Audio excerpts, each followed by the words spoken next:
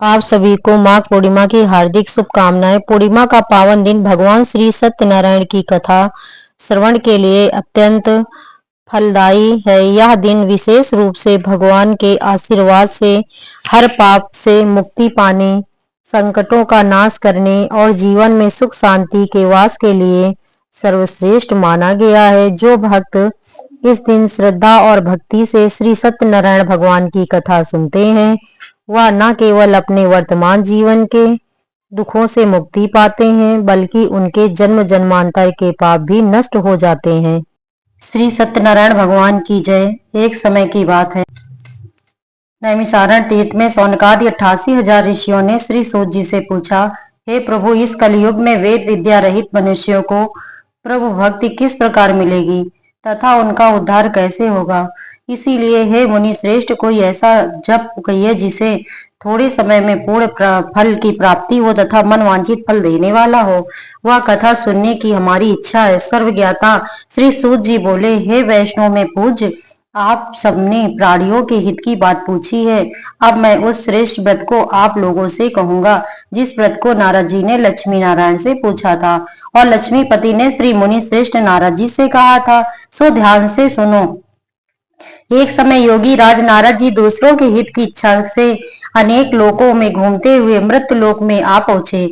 यहाँ अनेक योनियों में जन्मे हुए प्राय सभी मनुष्यों को अपने कर्मों द्वारा अनेकों दुखों से पीड़ित देखकर सोचा कि किस यत्न के करने से निश्चय ही प्राणियों के दुखों का नाश हो सकेगा। ऐसा मन में सोचकर विश्वलोक को गए।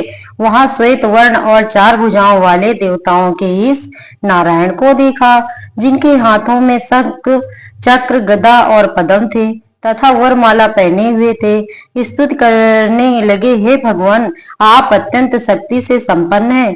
मन तथा वाणी से भी आपको नहीं पा सकती। आपका आदि मध्य अंत नहीं है। निर्गुण स्वरूप सृष्टि के आदि भूति व भक्तों के दुखों को नष्ट करने वाले हो। आपको मेरा नमस्कार है। नारद जी ने इस प्रकार की स्तुति सुनकर विष्णु भगवान से बोले, हे मुनि श्रेष्ठ, आपके मन में क्या है? आपका किस काम के लिए आगमन हुआ है? निसंकोच कहिए। तब नारद जी बोले, मृत्यु लोक में सब मनुष्य जो अनेक योनियों में पैदा हुए हैं, अपने अपने कर्मों के द्वारा अनेक प्रकार के दुखों से दुखी हो रहे हैं। हे नाथ, मुझ पर दया कर रखते हो तो बताइए कि उन मनुष्यों के सब दुख थोड़े ही प्रयत्न से कैसे दूर हो सकते हैं? श्री भगवान जी बोले, हे नारद, मनुष्यों की भलाई के लिए तुमने बहुत अच्छी बात पूछी है। जिस काम के करने से मनुष्य मोह से छूट जाता है, वह मैं कहता हूँ, सुनो। बहुत पूर्ण देने वाला स्वर्ग तथा मृत्यु लोक दोनों में दुर्लभ एक उत्तम व्रत है। आज मैं प्रेमवश होकर तुमसे कहता हूँ, सत्यनारायण का यह व्रत अच्छी तरह विधि पूर्वक करके मनुष्य आयु पर्यंत यहाँ सुख भोग कर मरने पर मोक्ष को प्राप्त होता है। श्री भगवान के वचन सुनकर नारद मुनि बोले कि उस व्रत का फल क्या है, क्या विधि विधान है और किसने यह व्रत किया है और किस दिन यह व्रत करना चाहिए, आप मुझे विस्तार से बताइए। भगवान बोले, दुख शोक आदि को दूर करने वाला, धन्य धान को बढ़ाने वाला, सौभाग्य तथा संतान को देने वाला, यह व्रत सब स्थानों पर विजयी करने वाला है। भक्ति और श्रद्धा के साथ किसी भी दिन मनुष्य श्री सत्यनारायण जी की शाम के समय ब्राह्मणों और बंधुओं के साथ धर्म परायण होकर पूजा करे। भक्ति भाव से नैवेद्य, केले का फल, घी, दूध और गेहूं का चूर्ण सवाया लेवे। गेहूं के भाव में साठी का चूर्ण, शक्कर तथा गुड़ ले और सब भक्षण योग्य पदार्थ जमा करके भगवान को अर्पण कर देवे तथा बंधुओं सहित ब्राह्मणों को भोजन करावे। तत्पश्चात स्वयं भोजन करे। नृत्य, गीत आदि आचरण कर सत्यनारायण भगवान का स्मरण करता हुआ समय व्यतीत करे। इस तरह व्रत करने पर मनुष्यों की इच्छा निश्चय ही पूरी होती है। विशेषकर कलिकाल में भूमि पर यही मोक्ष का सरल उपाय है। इस प्रकार प्रथम अध्याय समाप्त हुआ। दूसरा अध्याय। सूत जी बोले, हे ऋषियों, जिसने पहले समय में इस व्रत को किया है उसका इतिहास कहता हूँ, ध्यान से सुनो। उधर काशीपुरी नगरी में एक अत्यंत निर्धन ब्राह्मण रहता था। वह भूख और प्यास से बेचैन हुआ नित्य पृथ्वी पर घूमता था। ब्राह्मणों से प्रेम करने वाले भगवान ने ब्राह्मण को दुखी देखकर बूढ़े ब्राह्मण का रूप धर उसके पास आदर के साथ पूछा, हे विप्र, नित्य दुखी हुआ पृथ्वी पर क्यों घूमता है? हे श्रेष्ठ ब्राह्मण, यह सब मुझसे बता, मैं तो सुनना चाहता हूँ। ब्राह्मण बोला, मैं निर्धन ब्राह्मण हूँ, भिक्षा के लिए पृथ्वी पर फिरता हूँ। हे भगवान, यदि आप इसका उपाय जानते हो तो कृपया करके मुझे बताइए। ब्राह्मण बोला कि सत्यनारायण भगवान मन वांछित फल देने वाले हैं, इसलिए हे ब्राह्मण, तो उनका पूजन कर, जिसके करने से मनुष्य सब दुखों से मुक्त होते हैं। ब्राह्मण को व्रत का सारा वृत्तांत बताकर बूढ़े ब्राह्मण का रूप धारण करके वाले सत्यनारायण भगवान अंतर्ध्यान हो गए। जिस व्रत को ब्राह्मण ने बताया मैं उसको करूंगा, यह निश्चय करने पर उसे रात में नींद भी नहीं आई। वह सवेरे उठ सत्यनारायण भगवान के व्रत का निश्चय कर भिक्षा के लिए चला। उस दिन उसको भिक्षा में बहुत सा धन मिला, जिसे बंधु बांधवों के साथ उसने सत्यनारायण भगवान का व्रत किया। इसके करने से वह ब्राह्मण सब दुखों से छूटकर अनेक प्रकार की संपत्तियों से युक्त हुआ। उस समय से वह ब्राह्मण हर मास हर महीने व्रत करने लगा। इस तरह सत्यनारायण भगवान के व्रत को जो करेगा वह सब पापों से छूटकर मोक्ष को प्राप्त होगा। आगे जो पृथ्वी पर सत्यनारायण भगवान का व्रत करेगा वह मनुष्य सब दुखों से छूट जाएगा। इस तरह नारद जी ने नारायण का कहा हुआ यह व्रत मैंने तुमसे कहा। हे विप्रो, मैं अब और क्या कहूँ? ऋषि बोले, हे मुनीश्वर, संसार में इस ब्राह्मण से सुनकर किस किसने इस व्रत को किया वह हम सब सुनना चाहते हैं। ये हमारे मन में श्रद्धा है। सूत जी बोले, हे मुनियों, जिस जिसने इस व्रत को किया वह सब सुनो। एक समय ब्राह्मण धन और ऐश्वर्य के अनुसार बंधु बांधवों के साथ व्रत करने को तैयार हुआ। उसी समय एक लकड़ी बेचने वाला बूढ़ा आदमी आया और बाहर लकड़ियों को देखकर ब्राह्मण के मकान में गया। प्यास से दुखी लकड़हारा उसको व्रत करते देखकर ब्राह्मण को नमस्कार करने लगा। आप यह क्या कर रहे हैं और इसके करने से क्या फल मिलता है? कृपया करके मुझसे कहिए। ब्राह्मण ने कहा, सब मनोकामनाओं को पूर्ण करने वाला यह सत्यनारायण भगवान का व्रत है। इसकी ही कृपा से मेरे यहाँ धन्य धान आदि की वृद्धि हुई है। ब्राह्मण से इस व्रत के बारे में जानकर लकड़हारा बहुत प्रसन्न हुआ। चरणामृत ले और प्रसाद खाने के बाद अपने घर को गया। लकड़हारे ने अपने मन में इस प्रकार का संकल्प किया कि आज ग्राम में लकड़ी बेचने से जो धन मिलेगा उसी से सत्यनारायण देव का उत्तम व्रत करूंगा। यह मन में विचार कर वह बूढ़ा आदमी लकड़ियां अपने सर पर रखकर जिस नगर में धनवान लोग रहते थे वह वैसे सुंदर नगर में गया। उस रोज वहां पर उसे उन लकड़ियों का दाम पहले दिनों से दुगना मिला। तब वह बूढ़ा लकड़हारा दाम ले और अति प्रसन्न होकर पक्के केले की फली, शक्कर, घी, दूध, दही और गेहूं का चूर्ण इत्यादि सब सत्यनारायण भगवान के व्रत की कुल सामग्रियों को लेकर अपने घर गया। फिर उसने अपने भाइयों को बुलाकर विधि के साथ भगवान जी का पूजन और व्रत किया। उस व्रत के प्रभाव से वह बूढ़ा लकड़हारा धन, पुत्र आदि से युक्त हुआ और संसार के समस्त सुख भोग कर बैकुंठ को चला गया। इस प्रकार द्वितीय अध्याय समाप्त। और तीसरा अध्याय। सूत जी बोले, हे श्रेष्ठ मुनियों, अब आगे की कथा कहता हूँ, सुनो। पहले समय में उल्का नाम का एक बुद्धिमान राजा था।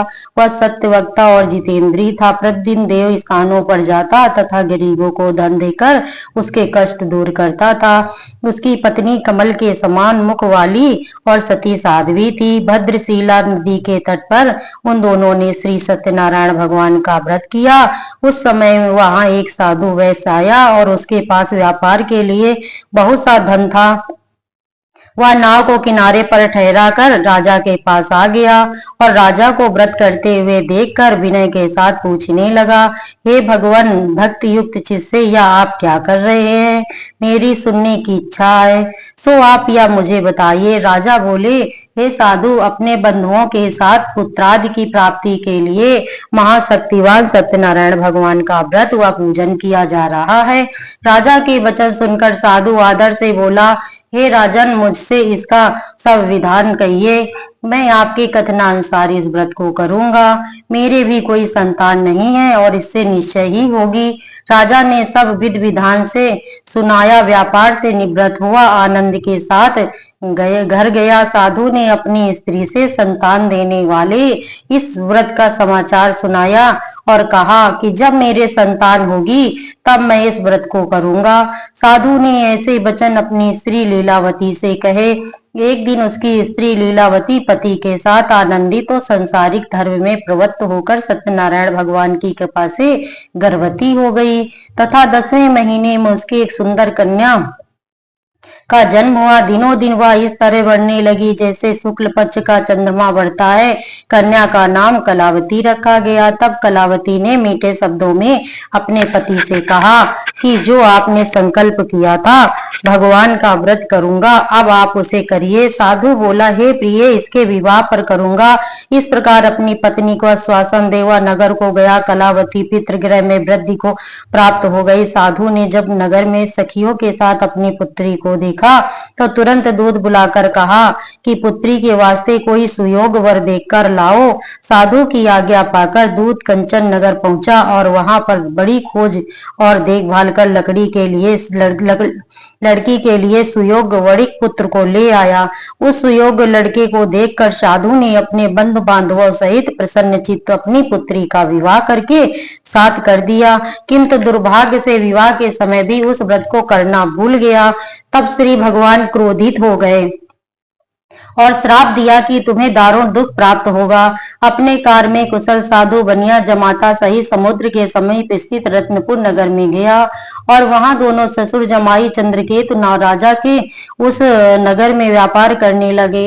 एक रोज भगवान सत्यनारायण की माया से प्रेरित होकर चोर राजा का धन चुराकर भागा जा रहा था, किंतु राजा के दूतों को आता देखकर चोर घबराकर भागते हुए राजा के धन को वहीं चुपचाप रख दिया जहां जो वो ससुर जमाई ठहरे हुए थे।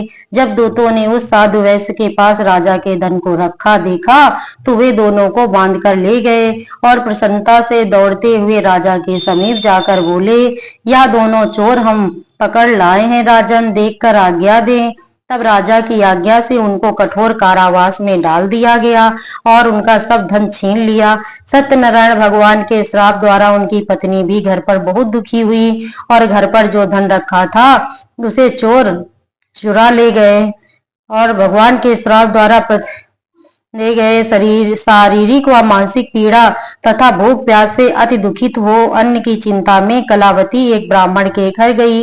वहां उसने सत्यनारायण भगवान का व्रत होते देखा, फिर कथा सुनी तथा प्रसाद ग्रहण कर रात को घर आई। माता ने कलावती से कहा, हे पुत्री, अब तक कहाँ रही? वह तेरे मन में क्या है? कलावती बोली, हे माता, मैंने एक ब्राह्मण के घर श्री सत्यनारायण भगवान का व्रत देखा। कन्या के वचन सुनकर लीलावती भगवान के पूजन की तैयारी करने लगी। लीलावती ने परिवार और बंधुओं सहित श्री सत्यनारायण भगवान का पूजन किया और वर मांगा कि मेरे पति और दामाद शीघ्र आ जावें। साथ ही प्रार्थना किया कि हमारा अपराध क्षमा करो। सत्यनारायण भगवान इस व्रत से संतुष्ट हो गए और राजा चंद्रकेत को स्वप्न में दर्शन देकर कहा, हे राजन, दोनों वैश्यों को प्रातः ही छोड़ दो और उनका सब धन जो तुमने ग्रहण किया है दे दो, नहीं तो मैं तेरे राज्य को नष्ट कर दूंगा, धन राज पुत्र सब नष्ट कर दूंगा। राजा से ऐसे वचन कहकर भगवान अंतर ध्यान हो गए। प्रातः काल राजा चंद्रकेतु ने सभा में अपना स्वप्न सुनाया। फिर दोनों वणिक पुत्रों को कैद से मुक्त कर सभा में बुलाया। दोनों ने आते ही राजा को नमस्कार किया। राजा मीठे वचनों से बोला, हे महानुभाव, भावी बस ऐसा कठोर दुख प्राप्त हुआ है, अब तुम्हें कोई भय नहीं। ऐसा कहकर राजा ने उनको नए नए वस्त्राभूषण पहनाए तथा उनका जितना धन लिया था उससे दुगना धन देकर आदर सहित विदा किया। दोनों वैश्य अपने घर को चल दिए। इस प्रकार सत्यनारायण भगवान तीसरा अध्याय पूर्ण हुआ। चौथा अध्याय सूत जी बोले, वैश्य ने मंगलाचार करके यात्रा आरंभ की और अपने नगर को चला। उसके थोड़ी दूर निकलने पर दंडी वेशधारी सत्यनारायण जी ने उनसे पूछा, हे साधु, तेरी नाव में क्या है? अभिमानी वणिक हंसता हुआ बोला, हे दंडी, आप क्यों पूछते हो? क्या धन लेने की इच्छा है? मेरी नाव में तो बेल और पत्ते भरे हैं। वैश्य का कठोर वचन सुनकर भगवान ने कहा, तुम्हारा वचन सत्य हो। दंडी ऐसा कहकर वहां से दूर चले गए और कुछ दूर जाकर समुद्र के किनारे बैठ गए। दंडी के जाने पर वैश्य ने नित्य क्रिया करने के बाद नाव को ऊंची उठी देख अचंभा किया और नाव में बेल पत्ते आदि देखकर मूर्छित होकर जमीन पर गिर पड़ा। फिर मूर्छा खुलने पर अत्यंत शोक प्रकट करने लगा। तब उसका दामाद बोला कि आप लो शोक ना करें, यह दंडी का ही श्राप है, अतः उनकी शरण में चलना चाहिए, तभी हमारी मनोकामना पूर्ण होगी। दामाद के ऐसे वचन सुनकर दंडी के पास पहुंचा और अत्यंत भक्ति भाव से नमस्कार करके बोला, हे बड़ी पुत्र, मेरी आज्ञा से बार बार तुम्हें दुख प्राप्त हुआ है, तू मेरी पूजा से विमुख हुआ। साधु बोला, हे भगवान, आपकी माया से मोहित ब्राह्मण आदि भी आपके रूप को नहीं जानते, तब मैं अज्ञानी कैसे जान सकता हूँ? आप प्रसन्न होइए, मैं सामर्थ्य के अनुसार आपकी पूजा करूंगा। ऐसा रक्षा करो और मेरी पहले के समान नाव में धन भर दो। उसके भक्ति युक्त वचन सुनकर भगवान प्रसन्न हो उसकी इच्छा अनुसार वर देकर अंतर्ध्यान हो गए। तब उन्होंने नाव पर आकर देखा कि नाव धन से परिपूर्ण है। फिर वह भगवान सत्यनारायण का पूजन कर साथियों सहित अपने नगर को चला। अब अपने नगर के निकट पहुंचा, तब दूत को घर भेजा। दूत ने साधु के घर जा उसकी स्त्री को नमस्कार कर कहा कि साधु अपने दामाद सहित इस नगर के समीप आ गए हैं। ऐसा वचन सुन साधु की स्त्री ने बड़े हर्ष के साथ सत्यदेव का पूजन कर पुत्री से कहा, मैं अपने पति के दर्शन को जाती हूँ, तू कार्य पूर्ण कर शीघ्र मैं अपने पति के दर्शन के लिए जाती हूँ, तू कार पोड़कर शीघ्र आ जाना। माता के ऐसे वचन सुनकर कलावती प्रसाद छोड़कर पति के समीप पास गई। प्रसाद की अवज्ञा के कारण सत्यदेव ने रुष्ट हो गए, उसके पति को नाव सहित न पानी में डुबो दिया। कलावती अपने पति को ना देखकर रोती हुई जमीन पर गिर पड़ी। इस तरह नौका को डूबा हुआ तथा कन्या को रोता हुआ देख साधु दुखित हो बोला, हे प्रभु, मुझसे या मेरे परिवार से कोई भूल हुई है तो मुझे क्षमा करो। उसके दीन वचन सुनकर सत्यदेव प्रसन्न हो गए और आकाशवाणी हुई, हे साधु, तेरी कन्या मेरे प्रसाद को छोड़कर आई है, इसीलिए इसका पति अदृश्य हुआ है। यदि वह घर जाकर प्रसाद खाकर लौटे तो उसे पति अवश्य मिलेगा। ऐसी आकाशवाणी सुन कलावती ने घर पहुंचकर प्रसाद खाया, फिर आकर पति के दर्शन किए। तत्पश्चात साधु ने बंधु बांधवों सहित सत्यदेव का विधि पूर्वक पूजन किया। उस दिन से वह पूर्णमासी को सत्यनारायण भगवान का पूजन करने लगा। फिर इस लोक को का सुख भोग कर अंत में स्वर्गलोक को गया।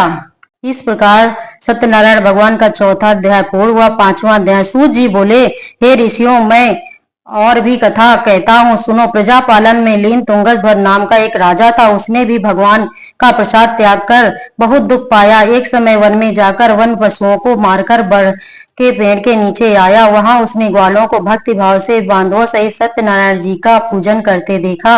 राजा देखकर भी अभिमानवश वहां नहीं गया और न नमस्कार किया। जब ग्वालों ने भगवान का प्रसाद उसके सामने रखा तो वह प्रसाद को त्याग कर अपनी सुंदर नगरी को चला गया। वहीं उसने अपना सब कुछ नष्ट पाया तो वह जान गया कि यह सब भगवान की ही लीला है। तब वह प्रसन्न विश्वास कर ग्वालों के समीप गया और विधि पूर्वक पूजन कर प्रसाद खाया तो सत्यदेव की कृपा से पहले जैसा था वैसा ही हो गया। फिर दीर्घ काल तक सुख भोग कर मरने पर स्वर्गलोक को गया। जो मनुष्य इस परम दुर्लभ व्रत को करेगा, भगवान की कृपा से उसे धन धान की प्राप्ति होगी। निर्धन धनी और बंदी बंधन से मुक्त होकर निर्भय हो जाता है। संतानहीनों को संतान प्राप्ति होती है तथा सब मनोरथ पूर्ण होकर अंत में वैकुंठ धाम को जाता है। जिन्होंने पहले इस व्रत को किया, अब उनके दूसरे जन्म की कथा कहता हूँ। वृद्ध सतानंद ब्राह्मण ने सुदामा का जन्म लेकर मोक्ष को पाया। उल्का मुख नाम का राजा दशरथ होकर वैकुंठ को प्राप्त हुआ। साधु नाम के वैश्य ने मोरत ध्वज बनकर अपने पुत्र को आरे से चीरकर मोक्ष को प्राप्त किया। महाराज तुंगध्वज ने स्वयंभू होकर भगवान में भक्ति युक्त कर्म कर मोक्ष प्राप्त किया। इस प्रकार सत्यनारायण भगवान का 5वें अध्याय पूर्ण हुए। दोस्तों मेरा ये वीडियो आपको अच्छा लगे तो प्लीज लाइक और सब्सक्राइब अवश्य करें, जिससे मुझे आपका प्यार प्राप्त हो सके। दोस्तों आपके प्यार और सपोर्ट की मुझे बहुत ही जरूरत है। बोलिए सत्यनारायण भगवान की।